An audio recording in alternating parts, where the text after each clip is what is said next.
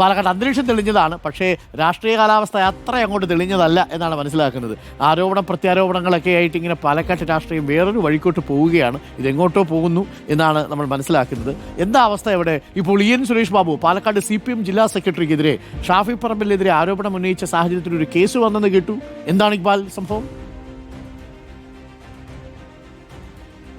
അരുൺകുമാർ, അതായത് ഈ രാഹുൽ മാങ്കൂട്ടത്തിലെ ചൊല്ലിയുള്ള വിവാദങ്ങൾ ഏറെക്കുറെ കെട്ടിടങ്ങുന്നു. പിന്നീട് ആ ചർച്ച തന്നെ ഇല്ലാതാവുന്ന അവസ്ഥയിലേക്ക് കടക്കുന്നു എന്നുള്ളതെല്ലാം മനസ്സിലാക്കിക്കൊണ്ട് വേണം ഇപ്പോൾ CPM ഇത്തരത്തിൽ ഷാഫി പറമ്പിൽ MP-ക്കെതിരെ കൂടി ഇപ്പോൾ ഒരു ലൈംഗിക ആരോപണം ഉയർത്തിക്കൊണ്ട് രംഗത്തേക്ക് എത്തിയിട്ടുള്ളത്.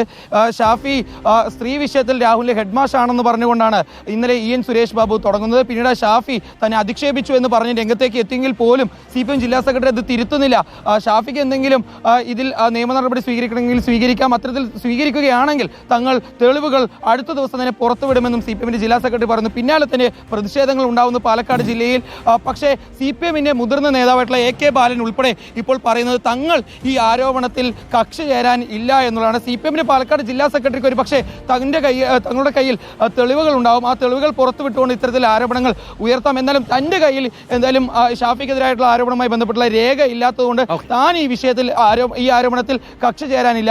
CPM-ന്റെ മുതിർന്ന നേതാവായിട്ടുള്ള NN കൃഷ്ണദാസും പറയുന്നത് കോൺഗ്രസിന്റെ രാഷ്ട്രീയ ജീർണതയാണ് ഇത്തരത്തിൽ തുടർച്ചയായിട്ടുള്ള ഈ ലൈംഗിക ആരോപണങ്ങൾ നേതാക്കൾക്കെതിരെ ഉയർന്നു വരുമ്പോൾ പുറത്തു വരുന്നത്.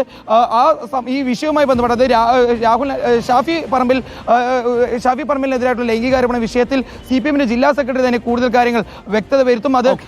അദ്ദേഹം തന്നെ അതിന്റെ തെളിവുകൾ പുറത്തുവിട്ട് വ്യക്തത വരട്ടെ എന്നുള്ള ഒരു നിലപാടാണ് മുതിർന്ന CPM നേതാക്കൾക്കും ഉള്ളത്. ഏതായാലും അല്പസമയത്തിനകം തന്നെ ഇ എൻ സുരേഷ് ബാബു വീണ്ടും മാധ്യമങ്ങളെ കാണും. ഏതായാലും അദ്ദേഹം ഈ ആരോപണത്തിൽ നിന്നും പുറകോട്ടില്ല, നിലപാടിൽ ഉറച്ചു നിൽക്കുന്നു, ആരോപണത്തിൽ ഉറച്ചു നിൽക്കുന്നു എന്ന് പറയുമ്പോൾ കോൺഗ്രസ് ആണെങ്കിൽ CPM-നെതിരെ ഇത് വലിയ രീതിയിൽ പ്രതിഷേധം ഉയർത്താനുള്ള ആയുധമാക്കി മാറ്റുകയാണ്.